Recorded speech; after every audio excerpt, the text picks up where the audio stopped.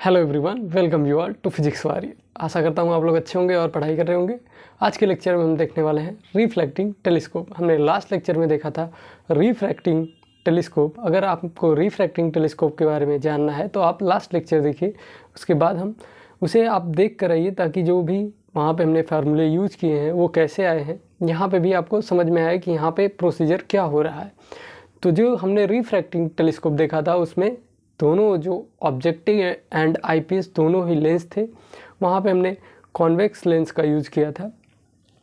लेकिन यहाँ पे रिफ्लेक्टिंग टेलीस्कोप में हम ऑब्जेक्टिव लेंस को रिप्लेस करेंगे पैराबोलाइडल कॉन्केव मिरर से, जो कि आपको पता है कि हमने ऑब्जेक्टिव लेंस लगाया था जब रिफ्रैक्टिंग टेलीस्कोप में, तो वहाँ पे उसका पहले तो प्रॉब्लम बहुत सारी आ गई थी। पहला था कि जो लेंस हम ऑब्जेक्टिव बना रहे थे वो मैन्युफैक्चर करना ही डिफ़िकल्ट था, उसकी कॉस्ट भी बहुत ज़्यादा थी और इसमें spherical aberration and chromatic aberration दोनों आ जा रहे थे।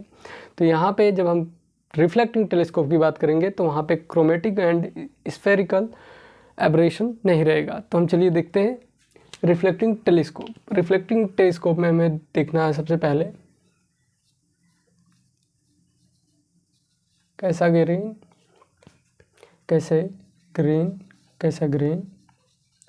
Reflecting telescope.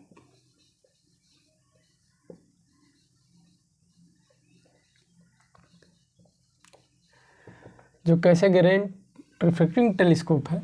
अब रिफ्लेक्टिंग टेलीस्कोप में हमने जैसे बताया कि objective lens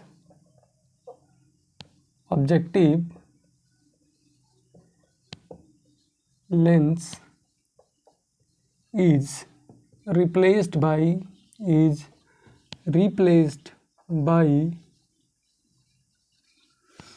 a paraboloidal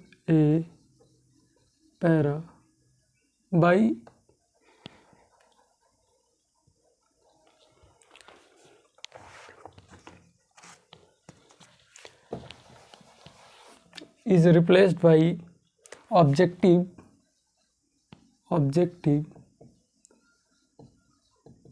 concave paraboloidal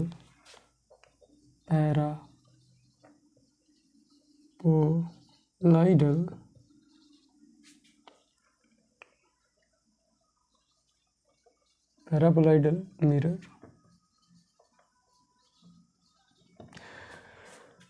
जो पैराबोलाइडल मिरर होता है वो कुछ इस पैराबोला के शेप में होता है। उसमें क्या होता है, ये इस तरह से हम डिज़ाइन इसको किया जाता है कि आपने देखा होगा जब हम लेंस की बात कर रहे थे ऑब्जेक्टिव लेंस में, तो वहाँ पे फोकस अलग अलग जगह पे बन जा रहा था। लेकिन इसकी बात करेंगे हम तो यहाँ पे अगर इस पे कोई भी पैरेलल रेज़ आके पड़ेगी किसी भी पॉइंट पे, तो वो एक ही जगह पे जाके कन्वर्ज होगी, एक ही जगह पे जाके मीट करेगी। लेट सपोज दैट ये मार्जिनल पॉइंट पे आता है या फिर इस पॉइंट पे आता है, ये जो भी रेज होंगी वो एक ही पॉइंट पे जाके क्या करेंगी, मीट करेंगी। मीन्स इसका फोकस यहाँ पे एक ही होगा। तो इसकी वजह से जो स्फेरिकल एब्रेशन था वो यहाँ से हट जाएगा। मीन्स जो स्फेरिकल एब्रेशन का हमें प्रॉब्लम आ रहा था वो सॉल्व हो गया यहाँ पे। और आपको पता है मिरर है तो मिरर यहाँ पे है तो यहाँ पे क्रोमेटिक एब्रेशन होगा ही नहीं।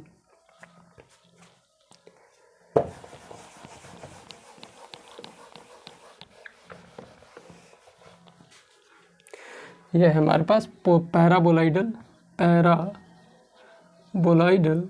Concave mirror.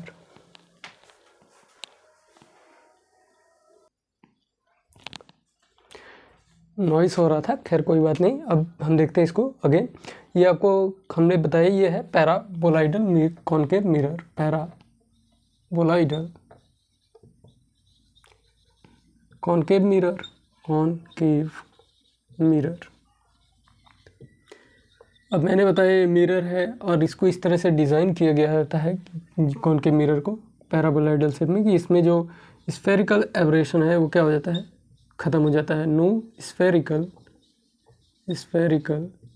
एब्रेशन।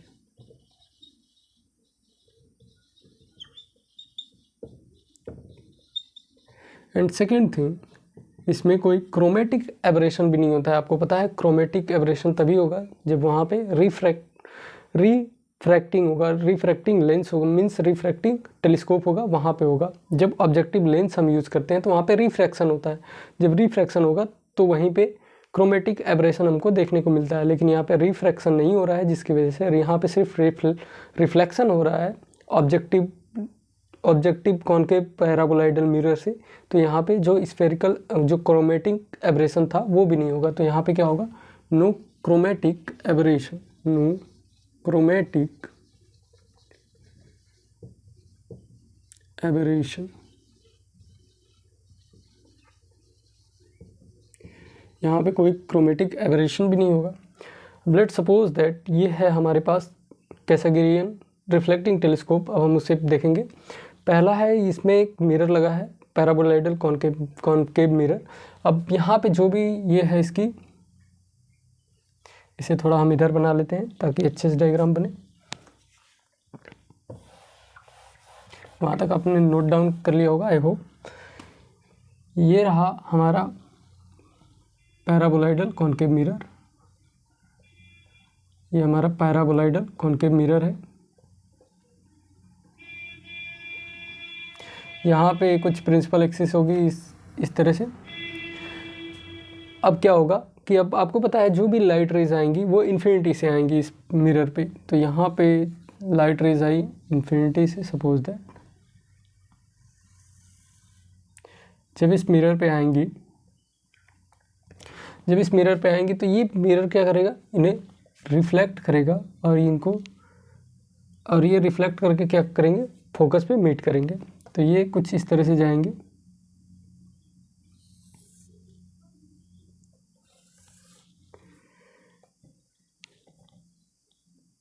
आप स्केल का यूज़ करके बनाइएगा ताकि अच्छे से बने।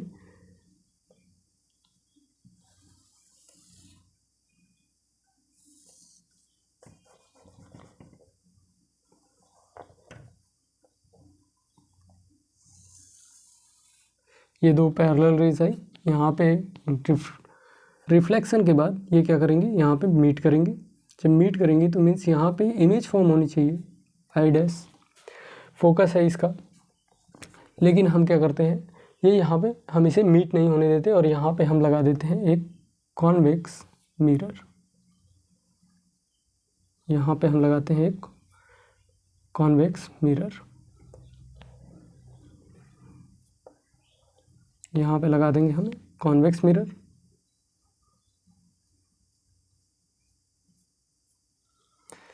अब ये यहाँ पे रेज आ रही थी इस तरह से, ये पीछे अगर ये मिरर ना होता तो ये क्या करती, यहाँ पे जाके मीट करती। लेकिन अब क्या करेंगी, ये मीट नहीं करेंगी, अब यहाँ पे जाएंगे, फिर अगेन रिफ्लेक्शन होगा और हम यहाँ पे प्रिंसिपल एक्सिस थी वहाँ पे होल्ड कर देते हैं हम। ये जो ऑब्जेक्टिव लेंस का प्राइमरी मिरर है, इसे कहते हैं हम प्राइमरी मिरर, प्राइमरी, और इसे कहते हैं हम सेकेंडरी मिरर, सेकेंडरी मिरर, जो कि ये क्या है, कॉन्वेक्स है, ये कॉन्वेक्स होता है। कॉन्वेक्स मिरर हम यहाँ पे यूज़ करते हैं। अब क्या होगा, ये करीब यहाँ पे हमने होल्ड कर दिया है। अब ये क्या होगा, यहाँ पे रिफ्लेक्शन के बाद जो रेज है कुछ इस तरह से जाएंगी।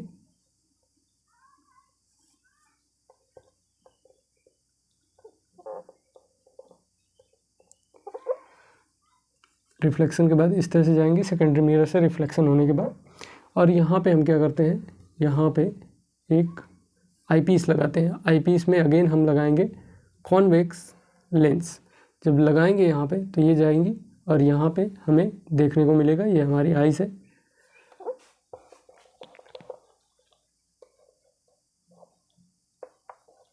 ये फोकस से आ रही हैं, ये जाएंगी इस तरह से हमारी आईज पे एक इमेज फॉर्म बनाएंगी, इमेज फॉर्म करेंगे। तो यहाँ से हम आसानी से देख पाएंगे जो ऑब्जेक्ट या प्लेनेट को हम देख रहे हैं उसको आसानी से देख पाएंगे। तो यहाँ पे क्या होता है, सबसे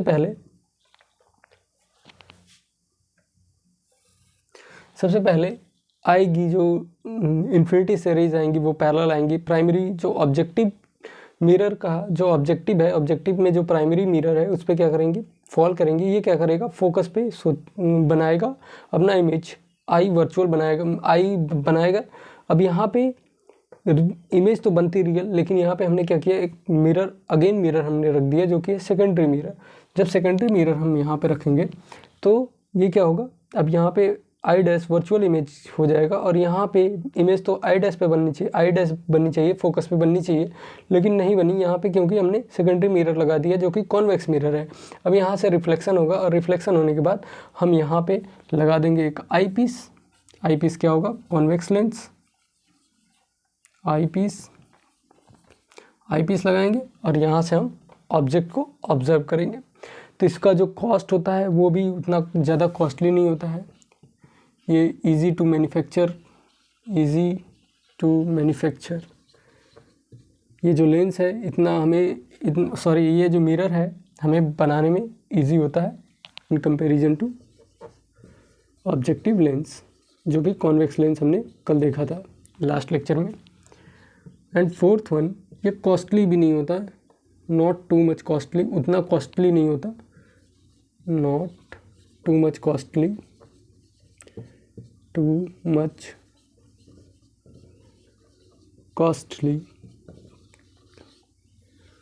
और यहाँ पे जो मैकेनिकल सपोर्ट की भी है वो भी लेस यूज़ होता है। मीन्स अगर हम जो ये मिरर और जो लेंस, ऑब्जेक्टिव लेंस था, अगर दोनों सेम वर्क कर रहे हैं तो हम देखेंगे जो लेंस होता है वो ज़्यादा भारी होता है एज़ कम्पेयर टू मिरर, क्योंकि आपको पता है कि जो लेंस होगा उसमें पूरी ग्लास फील होगी, और जो मिरर है वहाँ पे सिर्फ एक छोटा सा पतला सा ग्लास होगा, और वहाँ पे तो पूरा जो रिफ्लेक्ट लेंस जो पूरा बना होगा वो क्या होगा, पूरा ग्लास ही होगा।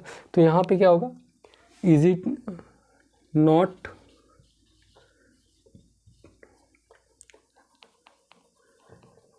यहाँ पे हम लिखेंगे जो mechanical support mechanical support required is less, और जिसको जो मैकेनिकल सपोर्ट देने की बात हम करते हैं वो भी लेस होता है। इसमें ना ही स्फेरिकल एब्रेशन है, ना ही क्रोमेटिक एब्रेशन है, इसको मैन्युफैक्चर करना भी इजी है, इसका जो कॉस्ट है वो उतना ज़्यादा कॉस्टली नहीं है, और मैकेनिकल सपोर्ट भी इसको लेस देना पड़ रहा है। और इस केस में हमें इसका फार्मूला डिराइव नहीं करना है, इसका फार्मूला सेम रहेगा। अगर मैक्सिमम की बात करेंगे तो M D is equal to F not by F E bracket में 1 plus F E by D, ये एक फार्मूला था हमारे पास। एंड सेकेंड वन था मिनिमम के लिए, यहाँ पे था F not by F E की इक्वल।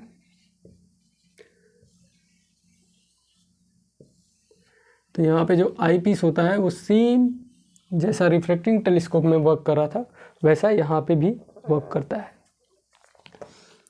तो आई होप आप लोगों को यहाँ तक समझ में आया होगा। जो भी आपकी क्वेरीज है आप कमेंट सेक्शन में कमेंट करिए।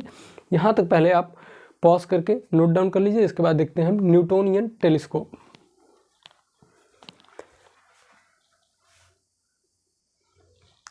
वन पॉइंट, ये जो एफ नॉट होगा ये कॉनकेव मिरर जो हमने यूज़ किया था वही होगा। एफ नॉट जो ये यहाँ पे होगा ये इसके इक्वल होगा, इस डिस्टेंस के। जो प्राइमरी मिरर का जो हमने पैराबोलाइडल कॉनकेव मिरर यूज किया था उसके फोकल लेंथ के बराबर होगा। पता है आपको, जो हम ऑब्जेक्टिव लेंस लेते हैं, ऑब्जेक्टिव मिरर यहाँ पे लेते हैं, इसका लार्ज अपर्चर होता है। लार्ज अपर्चर इसलिए होता है ताकि ये ज़्यादा मोर light, huge amount of light को कलेक्ट करे, ताकि अच्छे से डायग्राम बन सके, मीन्स जो इमेज फॉर्म हो वो अच्छी एंड क्लियर फॉर्म हो। इसलिए इसको हम, जो इसका अपर्चर होता है वो लार्ज होता है ताकि ये ज़्यादा से ज़्यादा अमाउंट में लाइट को कलेक्ट, जो लाइट रेज आ रही हैं उस ऑब्जेक्ट से उसे कलेक्ट कर सके। जैसे प्लैनेट से आ रही हैं तो उसे कलेक्ट कर सके और अच्छा इमेज हमें फॉर्म करके दे। तो आप यहाँ तक पॉज करके नोट डाउन कर लीजिए। इसके बाद देखते हैं हम न्यूटोनियन टेलीस्कोप।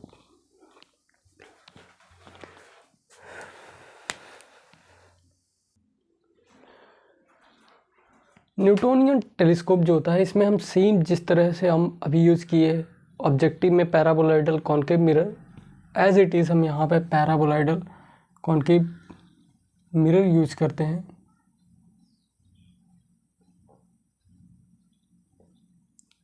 क्या होगा कि यहाँ पे हमारी प्रिंसिपल एक्सिस है, यहाँ पे आपको पता है इन्फिनिटी से लाइट रेज आ रही हैं तो वो आएंगे पैरेलल, यहाँ पे पैरेलल रेज आई लाइट रेज, और ये क्या करेंगे फोकस पे मीट करेंगे रिफ्लेक्शन के बाद। जब फोकस पे मीट करेंगे तो यहाँ पे इमेज फॉर्म करेंगे ये F0 पे। लेकिन हम क्या करते हैं न्यूटोनियन टेलीस्कोप, यहाँ पे हम इमेज फॉर्म नहीं होने देते हैं, ये है ऑब्जेक्टिव हमारे पास, ऑब्जेक्टिव, क्योंकि इमेज तो हमें देखना है ना, ऑब्जर्वर को देखना है। तो यहाँ पे जैसे हमने अभी कैसाग्रियन टेलीस्कोप में देखा, वहाँ पे हम कॉन्वेक्स मिरर यूज़ कर रहे थे सेकेंडरी मिरर की जगह पे। तो यहाँ पे हम क्या करेंगे प्लेन मिरर को यूज़ करेंगे, लेकिन प्लेन मिरर जो यहाँ पे हम रखेंगे वो रखेंगे हम 45 डिग्री पे इंक्लाइन करके, मीन्स इस तरह से हम कुछ इसे रखेंगे, कुछ इस तरह से रखेंगे।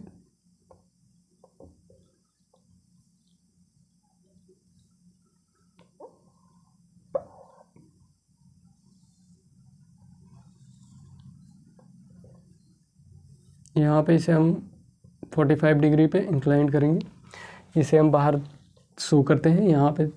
यहाँ पे जैसे इसे हमने 45 डिग्री पे कर लिया, इंक्लाइन कर दिया, जिसे जैसे हम इस मिरर को वर्टिकली ना रख के यहाँ पे 45 डिग्री एंगल पे रखेंगे प्लेन मिरर को। तो ये हमारे पास आ गया प्लेन मिरर। अब जब हमारे पास प्लेन मिरर आ गया तो आपको पता है प्लेन मिरर जो होता है वो इमेज को, जो इमेज होती है हमारे पास, जो हमें इमेज मिल रही है, वो जितना पीछे मीन्स सेम डिस्टेंस पे वो इमेज को फॉर्म करता है। अब आपको पता है ये F0 पे जो आई डैश इमेज बनी है वो क्या करेगी एज वर्चुअल ऑब्जेक्ट की तरह वर्क करने लगेगी। अब ये सपोज दैट यहाँ पे इसकी जो लेंथ है, यहाँ पे ये d है, तो ये क्या करेगा, और आगे हम d अगर इसे प्रोसीड कर दें तो ये क्या करेगा d पे इमेज फॉर्म करेगा, d डिस्टेंस पे इमेज फॉर्म करेगा, मीन्स ये भी d के इक्वल होना चाहिए, क्योंकि प्लेन मिरर जितने डिस्टेंस पे मीन्स ऑब्जेक्ट होता है, तो यहाँ पे वर्चुअल ऑब्जेक्ट है, तो जितने डिस्टेंस पे वर्चुअल ऑब्जेक्ट होगा उतने डिस्टेंस पे ये क्या करेगा अपनी इमेज फॉर्म करेगा। तो यहाँ पे इमेज कुछ फॉर्म होगी,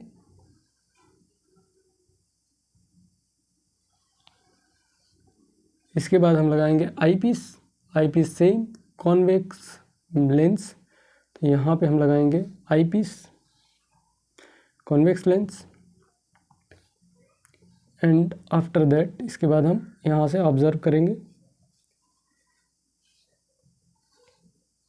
तो ये है हमारे पास न्यूटोनियन टेलीस्कोप, जिसका हमें यहाँ पे फार्मूला भी नहीं पढ़ना है, हमारे सिलेबस में फार्मूला भी नहीं पढ़ना है हमें इसका बस रे डायग्राम और कंस्ट्रक्शन देखना था। तो न्यूटोनियन टेलीस्कोप में क्या होता है, यहाँ पे सेकेंडरी मिरर की जगह हम यूज करते हैं, सेकेंडरी मिरर की जगह हम यूज करते हैं प्लेन मिरर।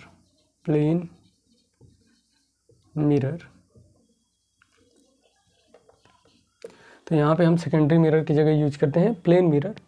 यहाँ पे हमने जैसे यहाँ पे बस हम क्या करते हैं, इसे कॉन्वेक्स मिरर को हटा के प्लेन मिरर यूज कर देते हैं, और यहाँ पे हम होल नहीं करते हैं, इसको 45 डिग्री पे इंक्लाइन करते हैं, और ये इसकी कहीं बॉटम साइड में हम कॉन्वेक्स आईपीस को लगाते हैं। मीन्स ये हमारे पास क्या है, ये है आईपीस,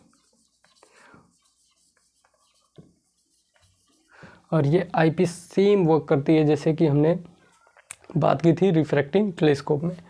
तो यहाँ तक आई होप आप लोगों को समझ में आया होगा। यहाँ पे आपकी थ्योरी ख़त्म होती है टेलीस्कोप की। तो आपकी जो भी क्वेरीज है आप कमेंट सेक्शन में कमेंट करिए, यहाँ तक पॉज करके आप पहले इसे नोट डाउन कर लो।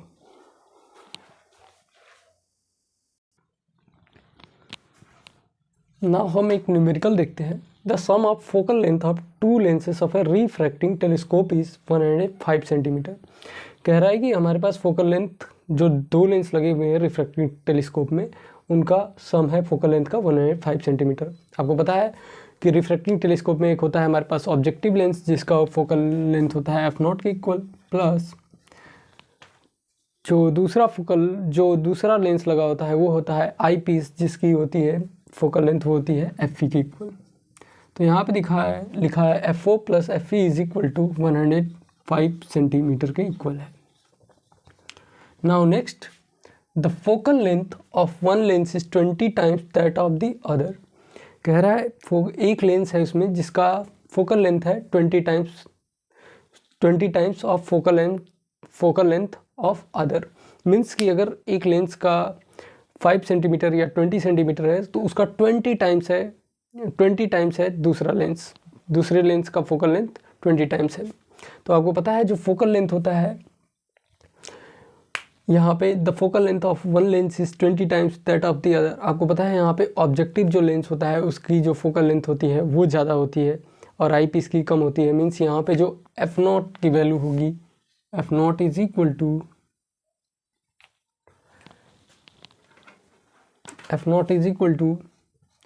20 टाइम्स ऑफ एफ। नेक्स्ट हमसे कहा है determine the total magnification of the telescope when the final image is formed at infinity. हमें मैग्निफिकेशन फाइंड आउट करना है उस टेलीस्कोप का जब इमेज फॉर्म हो रही हो फाइनल इमेज इन्फिनिटी पे। अगर फाइनल इमेज कह दिया मीन्स आईपीएस के द्वारा जो इमेज फॉर्म हो रही है वो फाइनल इमेज इन्फिनिटी पे फॉर्म हो रही है।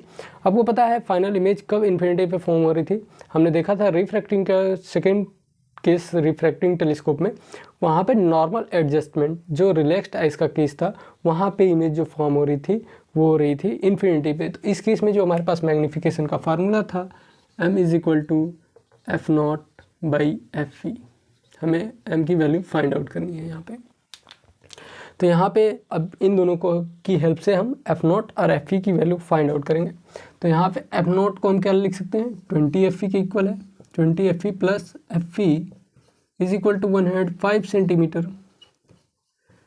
20 plus 1 is equal to 21 F E is equal to 105 centimetre. तो F E is equal to 105 upon 21। 21 5 ज़ा 105। तो यहाँ से आ जाएगा एफ ई की वैल्यू आ जाएगी हमारे पास 5 सेंटीमीटर। अब यहाँ से हम रखेंगे m is equal to F not by F E.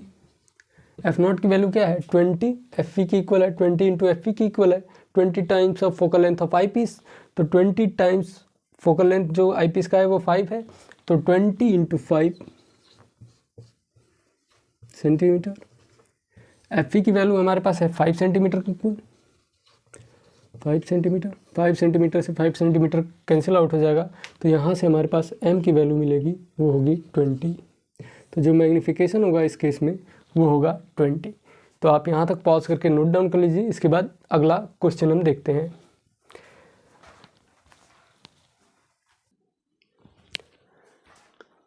Next question है हमारे पास, a reflecting type telescope has a concave reflector of radius of curvature 120 centimetre. कह रहा है हमारे पास एक रिफ्लेक्टिंग टाइप टेलीस्कोप है तो जो उसमें कॉनकेव रिफ्लेक्टर है, मीन्स यहाँ पे पैराबोलाइडल जो कॉनकेव मिरर हमने अभी देखा वो जो लगा हुआ है कॉनकेव रिफ्लेक्टर, उसका रेडियस ऑफ कर्वेचर है 120 सेंटीमीटर की इक्वल। तो calculate the focal length of eyepiece to secure a magnification of 20। कह रहा है कि हमें आई पीस का इस केस में फोकल लेंथ फाइंड आउट करना है ताकि जो मैग्नीफिकेशन है वो सिक्योर हो सके 20 पे। मीन्स यहाँ पे मिनिमम मैग्नीफिकेशन की बात कर रहा है। जब सिक्योर करने की बात करें तो सिक्योर अ मैग्नीफिकेशन ऑफ 20, तो मीन्स वो मिनिमम मैग्नीफिकेशन की बात कर रहा है। तो यहाँ पे m इज इक्वल टू हो जाएगा एफ नॉट बाई एफ ई। यहाँ पे एफ नॉट, जो एफ नॉट मीन्स क्या है? कॉनकेव मिरर का फोकल लेंथ। तो कॉनकेव मिरर का फोकल लेंथ यहाँ पे गिवन नहीं है, मीन्स यहाँ पे रेडियस ऑफ कर्वेचर गिवन है। तो आपको पता है रेडियस ऑफ कर्वेचर गिवन है तो उससे हम फोकल लेंथ फाइंड आउट कर सकते हैं। अब आपको पता है कि इसका पॉजिटिव होता है तो r/2 अपॉन में एफ ई। जो मैग्नीफिकेशन की वैल्यू दी है हमारे पास 20, r/2 मीन्स 120/2 सेंटीमीटर से सेंटीमीटर कैंसिल आउट हो जाएगा। यहाँ पे एफ ई की वैल्यू हमें फाइंड आउट करनी है तो यहाँ पे हो जाएगा हमारे पास 120 सेंटीमीटर बाई 2। एफ ई इस साइड जाएगा तो F E is equal to 120 centimetre upon में 2 इंटू 20। तो 26 जा 6 2 जा 12, 2 6 जा 12 एंड 60, 2 10 जा 20। यहाँ पे हो गया 26 जा यहाँ पे हो जाएगा 26 है 120 के इक्वल, तो यहाँ पे हो जाएगा 2 divided 6 divided by 2 is equal to 3, तो यहाँ पे 2 3 है 6, मीन्स एफ की वैल्यू क्या आ जाएगी हमारे पास 3 सेंटीमीटर के इक्वल आ जाएगी।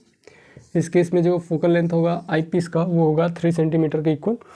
तो आई होप आप लोग को ये लेक्चर समझ में आया होगा। मिलते हैं नेक्स्ट लेक्चर में, तब तक पढ़ते रहिए। All the best.